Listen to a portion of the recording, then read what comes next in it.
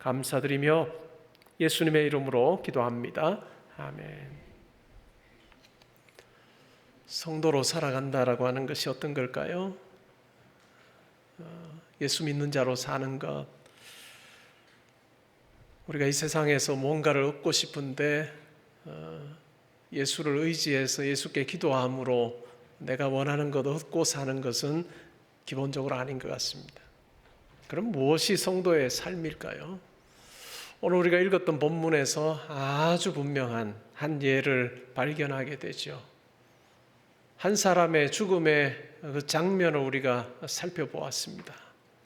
근데 그 죽음은 보통 사람들의 죽음과는 아주 다른, 뭔가 거룩하고 또 존엄한 그러한 모습을 느끼게 합니다. 그것이 바로 성도의 모습인 것 같습니다. 여러분, 과연 그와 같은 죽음을 꿈꾸며 기도하고 또 바라면서 지금 신앙생활 하고 계신지요? 아니면 하나님, 죽음이라고 하는 것 저와 정말 거리가 멉니다 이렇게 생각하며 회피하며 살고 계십니까? 우리 모두 다는 하나님 앞에 서야 되는 그 순간이 있는데 우리는 그 순간을 위해서도 기도해야 할 것입니다. 저는 기도하면서 그렇게 합니다. 하나님, 제가 마지막 날 아버지 앞에 서는 그때 정말 영광의 주님을 보게 해주십시오. 그리고 영원한 하나님 나라로 제가 부름받은 자임을 확인하며 영광 가운데 그 길 가게 해주십시오. 그렇게 기도합니다. 오늘 스데반의 모습 속에서 우리가 그것을 발견하지요. 인간적으로 생각하면 젊은 사람 너무 빨리 하나님께서 부르시지 않았는가라고 하는 생각을 할 수도 있습니다. 성령이 충만하고 지혜가 충만하였던 이 스데반을 하나님께서 더 오래 살게 하셔서 많은 유대인들을 주님께로 인도하시면 참 좋았을 텐데 라고 하는 생각마저 듭니다. 그러나 그것은 우리 생각입니다. 짧은 인생이었고 또 순교라고 하는 세상적인 관점에서 보면 참 어려운 죽음을 맞이했지만, 그러나 그 속에 그리스도인이 뭐냐, 하나님의 백성이 누구인가 라고 하는 것을 우리에게 너무나도 분명하게 보여주고 있고, 또 그의 죽음을 통해서 하나님께서는 자기의 나라를 아주 여러 곳으로 펼쳐가시는 귀한 일을 행하셨습니다. 우리가 다 할 수 없는 하나님의 일하심의 그 방식을, 그 모습을 오늘 우리가 본문을 통해서 살펴볼 수 있습니다. 스데반이 변론을 했습니다. 이스라엘의 역사 속에 함께 하셨던 하나님의 손길에 대해서 이야기했고요. 하나님께서는 이 예루살렘 성전에 갇혀 계시지 않으시고 자기가 원하시는 대로 다른 곳에서 사람들을 만나시고 세우시고 그 일들을 행하게 하신다라고 하는 분명한 이야기를 했습니다.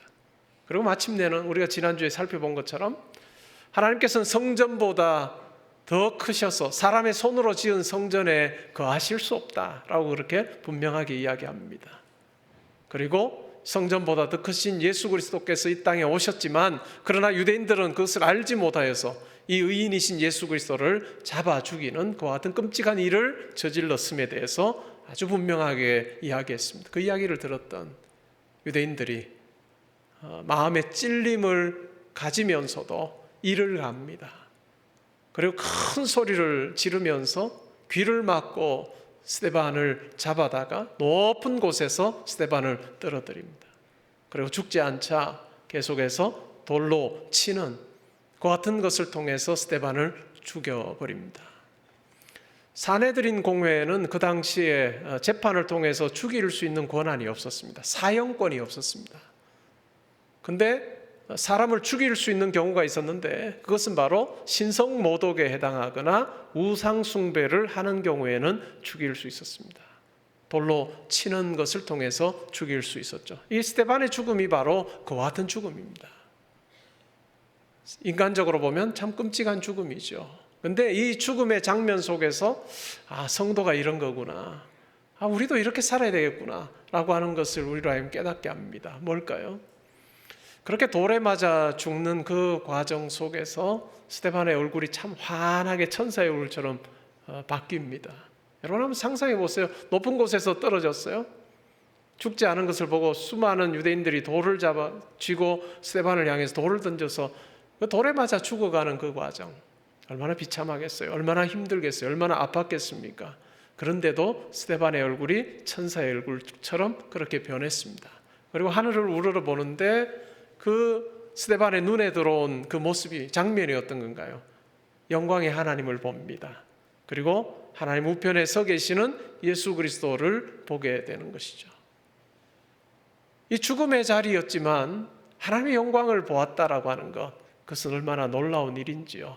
그리고 죽음으로 끝나는 것이 아니라 죽음 이후에 그를 용납해 주시고 받아주시고 그를 환영하시는 하나님이 계시고 하나님 나라가 있다라고 하는 것을 너무나도 분명하게 이 죽음은 우리에게 이야기를 해줍니다.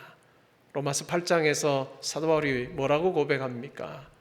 예수 그리스도 안에서 하나님께서 우리를 향해서 베풀어 주신 그 사랑과 그 은혜는 이 세상의 어떤 것으로도 끊을 수 없다.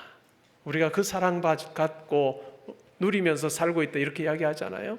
죽음이라도 생명이라도 천사라도 어떤 권세라 할지라도 우리를 이 사랑에서 끊을 수 있는 것이 하나도 없다라고 그렇게 담대히 선언하는데, 이 스데반의 죽음의 그 장면이야말로 죽음조차도 하나님의 사랑과 하나님의 은혜에서 끊을 수 없다라고 하는 것을 아주 생생하게 보여주는 그 같은 장면이라 할 수 있습니다. 이것이 성도가 누리는 특권이죠. 이렇게 스데반이 삶의 마지막 순간에서 영광의 하나님을 바라보고 볼 수 있었던 것은 뭘까요? 지금까지 그의 삶 가운데 함께 하셨던 영광의 하나님을 그가 경험했기 때문에요.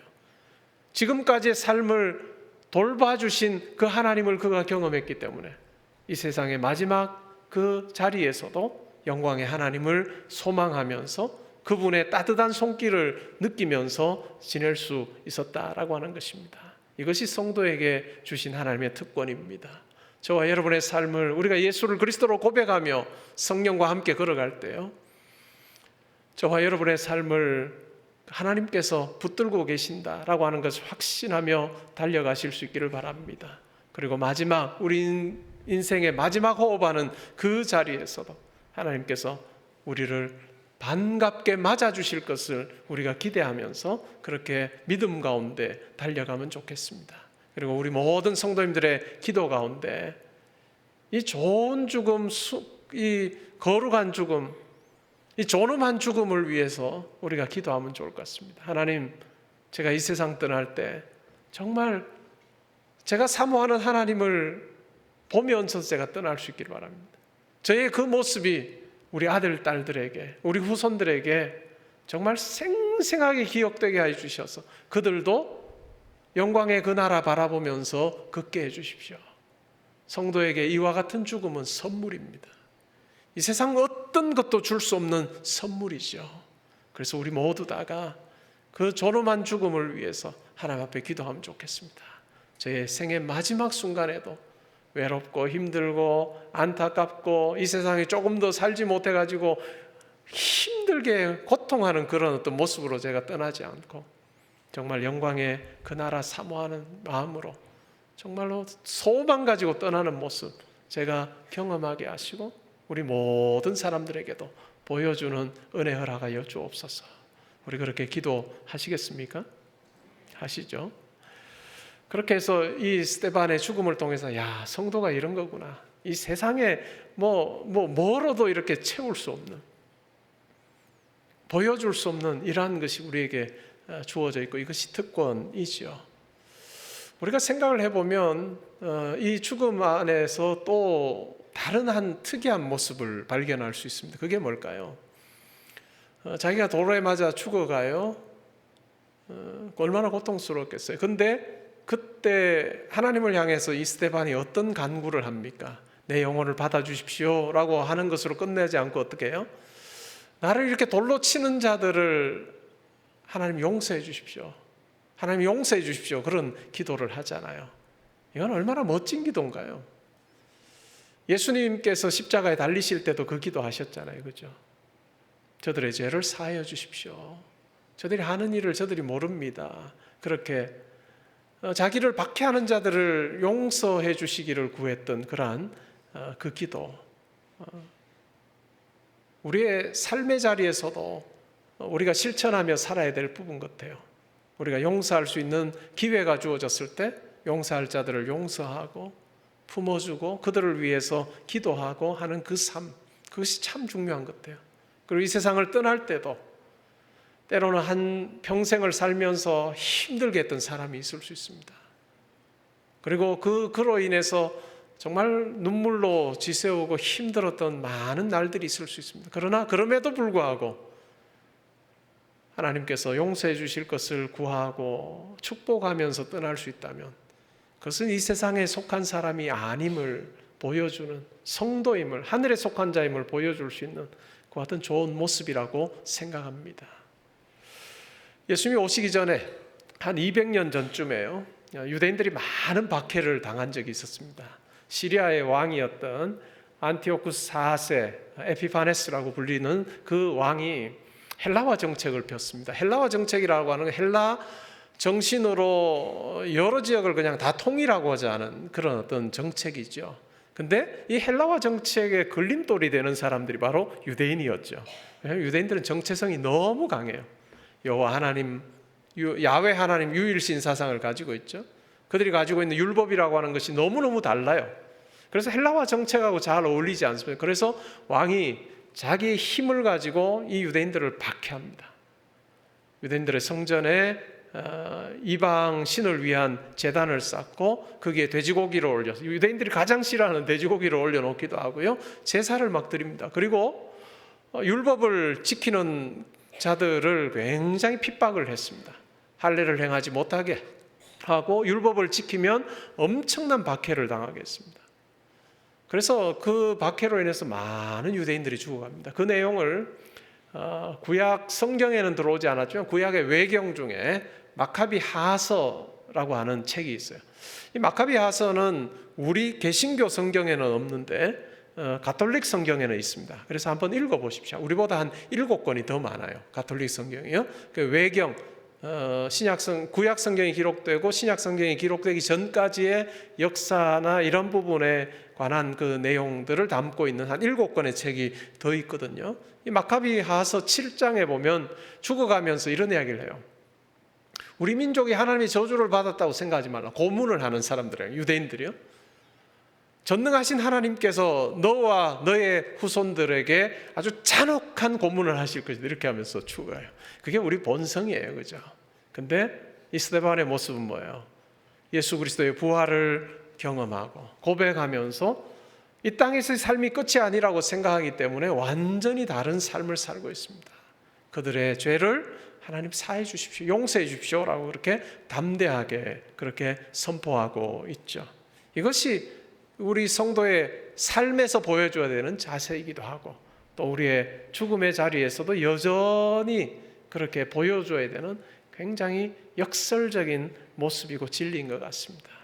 우리 모든 성도님들이 이 땅의 삶에서도 정말 하늘에 속한 자답게 그냥 시시껄렁한 이 땅의 어떤 가치관에 목매어서 살지 말고 정말 존엄한 자로 우리의 삶을 보면 뭔가 달라 라고 하는 그런 어떤 인정함도 있고 우리가 세상 떠날 때에도 참 멋지게 살다 가는 분 만났다, 나도 저렇게 살아야지 라고 하는 우리를 아는 많은 사람들이 그런 이야기 할 수 있는 그런 삶 살 수 있기를 주님의 이름으로 축복합니다. 우리가 생각하기에 박해는 좋지 않죠. 예루살렘 교회가 점점 더 늘어나고 그렇게 번창하고 있는데 이 박해가 일어났어요. 그래서 스데반이 죽음으로 인해서 예루살렘에 있는 많은 성도들이 교회가 핍박을 받습니다. 오늘 읽었던 말씀의 8장 1절에 보면 사도 외에는 성도들이 예루살렘에서 이제 유대와 사마리아로 여러 땅으로 흩어졌다 이렇게 이야기를 해요. 그러면 이 사도 외에는이라고 하는 이 말이 12명의 사도만 예루살렘에 남았고 다른 사람들은 다 도망갔다 그런 이야기일까요? 그렇게도 이해하실 수 있지만 저는 이 사도 외에는이라고 하는 이 말을 그렇게 이해하지 않습니다. 이 말은 이 스데반으로 인해서 촉발된 이 박해가 누구를 타겟으로 하는 그와 같은 박해였는가라고 하는 것을 우리에게 보여주는 표현이라고 저는 생각해요. 스데반은 헬라파 유대인 기독교인이죠. 헬라파 유대인 기독교인이라고 하는 것은 로마 제국의 여러 곳에서 여러 도시들에서 태어나서 그곳에서 교육을 받았던 사람들입니다. 그리고 그 유대인으로 살다가 예수를 믿게 된 사람을 우리가 헬라파 유대인 기독교인이라고 이야기하죠. 이 스데반의 이 변론을 통해 순교를 통해서 누가 주 타겟이 되었느냐 하면 헬라파 유대인 기독교인들이 주 타겟이었던 것 같아요. 왜요? 헬라파 유대인 기독교인들은 성전에 대한 생각이 스데반과 비슷했습니다. 하나님은 사람의 손으로 지은 성전에 거하시지 않는다라고 하는 생각을 그들이 분명히 했습니다. 그러면 히브리파 유대인 기독교인들은 어떻게 생각했을까요? 히브리파 유대인 기독교인들은 생각이 좀 달랐어요. 뭐라고 생각했을까요? 여전히 예루살렘 성전이 중요한 거예요. 왜요? 이것은 삶에서 자연스럽게 가지게 되는 생각이에요. 히브리파 유대인 기독교인들은 예루살렘이나 유대나 이 팔레스타인 지역에 살았습니다. 마음만 먹으면 어때요? 특별히 예루살렘에 사는 이 성도들은 어떻습니까? 유대인들은 어때요? 마음만 먹으면 성전 중심적인 신앙생활이 가능해요. 절기 때 올라가는 것 어렵지 않습니다. 그렇기 때문에 여전히 이 성전 중심의 삶을 살아요. 베드로와 요한도 어때요? 제9시 기도 시간이 되면 예루살렘 성전 올라가요. 히브리파 유대인들이 하듯이 자연스럽게 그렇게 성전 중심의 삶을 삽니다. 그런데 이 헬라파 유대인들은 어떨까요? 그것이 가능하지 않은 거예요. 안디옥에 살아요? 구브로에 살아요? 자기의 삶의 터전이 거기에요. 그런데 어떻게 예루살렘 성전 중심적인 삶을 살 수가 있겠어요? 불가능한 거죠. 어때요? 예루살렘 성전의 절기 때에 내가 죽기 전에 한번 방문했으면 좋겠다는 버킷리스트 중에 있을 수 있는 그런 어떤 항목이 바로 이 예루살렘 성전이에요. 그들이 고민스럽지 않았겠어요? 그죠? 헬라파 유대인으로 살아간다는 것이, 산다는 것이 고민이 되었을 것입니다. 분명 하나님께서 하나님께서 자기 백성을 만나주시는 저 예루살렘 성전, 자기는 물리적인 어떤 제약 때문에 갈 수가 없는데 고민이 되는 거죠. 그런 불리한 상황 가운데서 고민한 거예요. 어떤 고민했을까요? 그러면 우리의 지금의 삶에는 하나님께서 함께 하지 않으실까? 결론이 뭐로 났을까요? 함께 하신다는 쪽으로 났죠. 지금 우리의 삶, 성전과는 무관하게 살아가는 우리의 삶에도 하나님께서는 함께 하셔라고 하는 생각으로 나가는, 위기의 자리에서 삶의 여건이 좋지 않은 데서 무조건 새 것이 나옵니다. 위기에 봉착했을 때 새 것이 나오지 환경이 좋을 때 새로운 건 나오지 않습니다.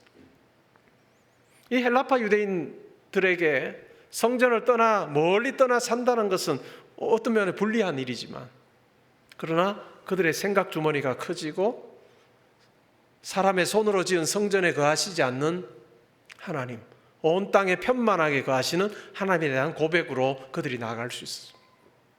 그리고 예수 그리스도를 만났어요. 성전보다 더 크신 예수 그리스도를 만난 이후에 그들의 고백 속에 분명한 고백이 있는 거죠. 성전 통해서 하나님 만나는 것이 아니라 예수 그리스도 통해서 하나님 만난다라고 하는 그 분명한 생각이 이 스데반을 통해서 드러나게 됩니다. 그래서 결국은 이 스데반을 통한 박해의 주 타겟은 헬라파 유대인 기독교인들이라는 것이었습니다. 물론 히브리파 유대인 기독교인들도 대상이 되었을 수는 있지만 주 타겟은 그랬다는. 그래서 그들이 어떻게 합니까? 사마리아로 흩어져요. 그리고 히브리파 유대인들 같으면 유대로 흩어지면 되겠죠. 그리고 사도행전 우리가 더 뒷부분도 보면 이 스데반의 박해 때 어때요? 구브로로 간 사람도 있고요. 또 여러 로마 지역으로 흩어집니다. 그래서 그곳에서 마침내는 복음을 전하게 되죠. 여러분들이 만약에 히브리파 유대인 기독교인인데 로마의 여러 도시로 만약에 도망가게 되었다면 그런 일이 없었을 거예요. 왜냐하면 너무 사는 것이 불편하죠. 전혀 익숙지 않은 상황에 살아간다는 것이 힘들고요. 히브리파 유대인 기독교인들 중에 내가 저 로마 다른 도시에 가서 살아야 되겠다라고 하면 하나님이 무척 바빠지십니다. 어리버리한 사람들 그냥 모든 것 다 책임지시려면 얼마나 바쁘시겠어요. 그래서 헬라파 유대인 기독교인들이 로마 각지로 흩어져서 복음 전하게 됩니다. 바람이 큰 불길을 일으키는 것처럼요. 그냥 언뜻 보기에는 굉장히 큰 위기였는데 이것이 오히려 하나님의 뜻을 행하는 아주 놀라운 기회였다라고 하는 것을 우리가 생각해 볼 필요가 있습니다. 우리의 인생, 우리가 다 알지 못하는 것이 얼마나 많아요. 여러분의 삶을 한번 잘 살펴보세요. 때로는 막다른 골목에 딱 처한 그 경험이 있을 거예요. 근데 우리가 막다른 골목에서도 낙심하거나 절망하지 않을 수 있는 이유가 뭘까요? 내가 힘도 내보자, 내가 어떻게 해보자, 이것 때문에 생기는 것이 아니라 그 막다른 골목 앞에 있는 나를 붙들고 계시는 하나님이 계시기 때문에 우리는 거기에서도 새 힘을 얻을 수 있는 거예요.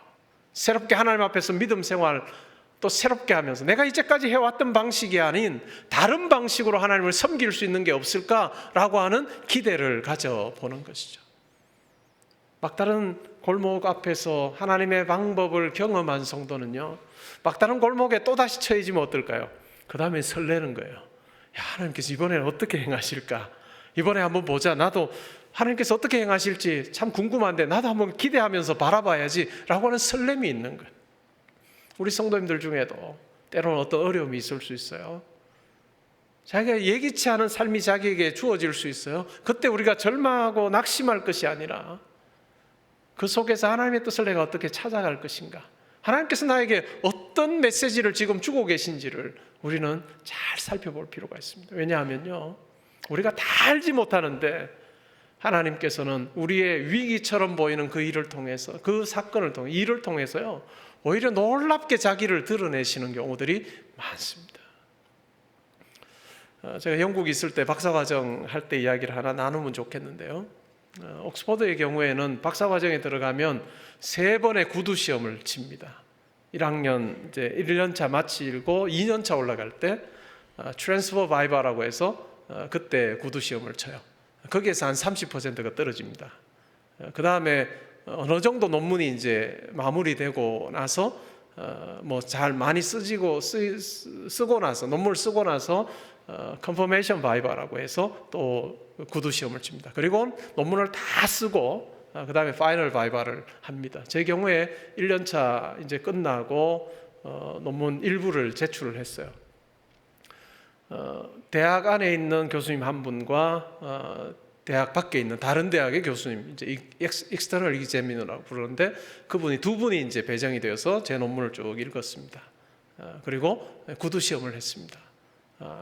대학 안에 있는 분은 뭐 아주 좋게 봤다라고 그렇게 이야기하셨는데, 다른 대학에 있는 교수님이 익스터널 이그제미너가 제가 쓴 글에 대해서 별로 좋아하지 않는 거예요. 제가 사용했던 방법론이 자기하고는 완전히 다른 방법론이에요. 그래서 구두 시험을 하면서 여러 가지 지적사항을 많이 했습니다. 그래서 처음에는 그 수정해서 뭐 그렇게 논문 쓰겠다고 그렇게 이야기하다가 막판에 보니까 그런 이야기가 아니에요. 다 바꾸라는 이야기예요. 그래서 결국은 나는 못 바꾼다, 나 중요한 건 못 바꾼다 하고 한 20분을 그냥 뭐 되면 되고 안 되면 안 되고 하고 끝을 낸 거예요. 그래서 저기에도 이제 그분도 마지막에는 뭐 좀 격해지기도 하고 뭐 그렇게 됐어요. 결과를 받았는데 70점 이상이, 유럽은 점수가 짭니다. 그래서 70점 이상이면 박사과정에 올라갈 수 있고요, 70점 이하면 70점보다 미만이면 박사과정으로 못 올라가요. 석사로 끝나야 됩니다. 근데 이분이요, 제가 얄미우셨던지 69점을 주셨어요. 그래서 같이 심사했던 그 대학 안에 있었던 그 교수님이 이건 페어하지 않은 구두 시험이었다, 자기가 증인이다 하고, 또 제 30년 옥스퍼드에서 계셨던 제 지도 교수님도 이건 말도 안 된다 해서 다시 제가 구두 시험을 봤습니다. 그래서 결국 이제 통과가 돼서 박사과정을 올라갔는데요, 저에게는 한 번의 좌절이었습니다. 그렇지 않겠어요? 이거 안 되면 그냥 석사 받고 끝나는 거예요. 그래서 마음에도 고민도 되고 또 그러면서 하나님께서 쭉 인도하신 그 길도 돌아보면서 있던 중에 제 마음에 그런 마음을 주셨어요. 너 그러면 다른 여러 교수들이 너의 페이퍼에 대해서 뭐라고 이야기하는지 한번 들어봐 하는 마음이 들었어요. 그래서 박사과정 1년차 끝나고 여러 세계 학회에 2군데 제가 어플라이를 했습니다. 제가 발표하고 싶다. 그래서 어떻게 해서 발표를 하게 됐어요. 보통은 이제 마지막 해나 뭐 3년차쯤 많이 하는데 1년차 마치고 그렇게 했습니다. 오히려 저에게는 한번 삐끗할 수 있고 좌절할 수 있는 그 순간이 오히려 저에게는 여러분들의 의견을 들을 수 있는 그런 좋은 기회가 되었습니다. 여러분들에게는 그러한 것이 없는지요? 우리 교회가 그 건축이 은혜 가운데 잘 진행되고 있습니다. 그래서 우리 교회가 지하 4층에 지상 5층 예배당이거든요. 얼마 전에 초등학교 한 3학년쯤 돼 보이는 아이인데 우리가 저기 이제 교회 뭐 여러 사진들을 그림들이나 뭐 이렇게 설계 도면들을 쭉 해놨잖아요. 그래서 둘이가 가면서 이거 뭐야? 이러더라고요. 그러더니 이게 새로운 예배당이야? 대박! 레알? 그리고 그 아주 좋아하는 모습을 제가 봤어요. 한 군데 지질 조사를 했습니다. 지질 조사를 이제 옛날 예배당이 있는 그 상태에서 지질 조사를 했어요. 바위가 가장 높게 나올 만한 지질 그 부분을 선택을 지질 조사를 했습니다. 생각보다 바위가 높게 안 나왔어요. 그래서 원래 지하 3층에 지상 5층 하려고 하다가 뭐 공사비나 여러 가지를 고려해 볼 때 지하 4층에 지상 5층이 좋겠다 하고 이제 결론을 그렇게 내고 건축위원회나 당회에서도 그렇게 하고 또 성도님들께 알려드렸습니다. 예배당을 다 허물었어요. 그리고 나서 지질조사를 몇 군데를 했습니다. 예? 한두 군데서는 우리가 생각했던 것보다 바위가 높은 데서 나와요. 바위가 높은 데서 나온다는 것은 그만큼 지하 공사할 때 힘들다는 거죠. 기간도 조금 더 걸리고 돈도 조금 더, 비용도 조금 더 든다라고 하는 이야기입니다. 건축위원들이 이제 고민이 됐잖아요. 장로님들도 고민이 되고 그렇잖아요. 기간도 늘어나고. 저도 가만히 생각해 보니까 거꾸로 뒤집어 생각해 보면요, 이게 하나님의 은혜예요. 그죠? 만약에 처음 지질조사한 곳이 바위가 높게 나오는 곳에 처음 지질조사했으면요, 지하 2층하고 끝냅니다. 그러면 5년 뒤에요, 다 후회합니다. 5년 뒤 되면 야, 이거 더 파야 되는데 하고 다 후회할 수밖에 없는 상황이에요. 처음 뚫었는데 높은 데 나올 것 같은데, 높이 나올 것 같은데 적정한 선에서 바위가 나오고 지하 4층으로 해 하고 다 결정하고 다 진행하다가 높은 데 나오면 파야죠. 그냥 파고 하는 거죠. 그죠? 뭐 아무 문제 없습니다. 오히려요, 하나님께서 우리를 인도하시는 손길은 버릴 게 하나 없습니다. 버릴 게 하나 없고요. 그러한 상황 가운데서 우리에게 요구하시는 게 뭘까요? 순종이에요. 저는 기도할 때 그렇게 해요. 하나님, 제가 어떻게 하나님을 다 알겠습니까? 그러니 하나님, 제가 아까 기도한 것처럼 제보다 몇 발만 앞서 가셔서 제가 보고 따라가게 좀 해주십시오. 왜냐하면 하나님께서 자기 방식대로 일하면 우리 다 몰라요.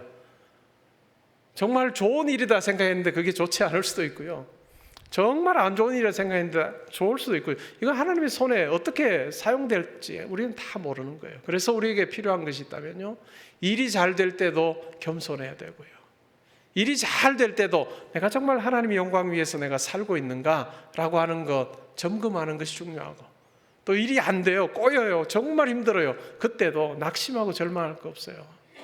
저는 그 상황이 되면요, 뭐 그럴 일도 별로 없었지만 그런 어떤 상황이 되면 그날은 저 기도 안 합니다. 이런 날라리 목사가, 저는 그날은 기도 안 합니다. 기도 안 하고 저녁 먹고요, 차 한잔하고 그냥 9시쯤 잡니다. 하나님 알아서 하세요. 알아서 하세요. 저는 그냥 저는 편하게 잘납니다. 하나님 고민하시든지 말든지 저는 잡니다 하고 자고, 그 다음날 아침에 일어나 보면요, 그 전날 정말 크게 여겨졌던 그 문제가 이거 가지고 내가 그거 가지고 신경 쓰고 이랬냐 하는 생각이 들 때가 참 많아요. 제가 가끔 우리 성도님들 상담하고 제일 마지막에 제가 웃으면서 그런 이야기해요. 제가 볼 땐 이거 고민 별로 안 하셔도 돼요. 마지막에는요, 물론 제가 공감하고 다 같이 하지만 조금 한 발짝만 떨어져서 봐도 이게 별거 아닌 건데 그 안에 들어가 있으면 정말 절망의 바다에서 우리가 허우적대고 난리치잖아요. 절망의 바다에 있다고 고민할 거 하나도 없는 것은요, 우리가 어떤 상황 가운데 있든지 하나님께서 우리를 붙들어 주신다는 것, 그거 바라보며 우리 달려가는 그게 성도입니다. 그러할 때 우리가 다르게 살아요. 세상 사람들은요, 자기 눈에 보기에 괜찮아 보이면 안심해요. 그리고 괜찮아 보이지 않으면 절망하고 낙심하고, 이게 얼마나 부풀리는데 우리 선수 아니에요. 근데 성도는 그건 아닌 것 같아요. 성도는요, 우리의 인생길에 잘 될 때도 그때 더 숙일 줄 아는 사람이 성도예요. 그리고 정말 힘든 상황에서도 때로는 꼿꼿할 수 있는 것이 성도거든요. 그게 우리가 이 세상이 전부인 줄 알고 사는 사람과 다른 모습 아니겠습니까? 저는 우리 개포동교회 속한 성도님들이요, 정말 한 번밖에 없는 인생을 살 때 멋지게 살면 좋겠습니다. 존엄하게 살면 좋겠습니다. 그래서 이 세상의 가치관 가지고 아웅다웅하고 그것 가지고 다투는 그런 째째한 삶이 아니고, 정말 하늘 백성답게 영광의 하나님이 내 삶에 함께 하심을 우리가 분명히 확신하면서, 하나님 제 삶의 마지막에서도 하나님, 영광의 하나님 제가 보기를 원합니다, 그리고 하늘나라에 제가 가기를 원합니다 하는 그 마음 가지고 달려가고, 우리 이 땅에서 어떠한 상황 가운데서도 하나님의 뜻이 무엇인지, 하나님의 영광, 그리고 이웃들에게 귀한 영향력 끼치는 그러한 삶을 사는 우리 모두가 되면 좋겠습니다. 그래서 우리가 이 세상 떠나는 그 장례식장에서요, 우리를 알고 지냈던 많은 사람들, 우리의 자녀들과 후손들이요, 정말로 고마워하는, 정말 고마워하는, 레토릭이 아니고 수사가 아니고 정말로 고마워하는 그러한 삶을 살다가 아버지 오라 하시는 그날에 서는 멋진 삶 사시는 저와 여러분 되시기를 주의 이름으로 축복합니다. 같이 한번 기도하시겠습니다. 하나님,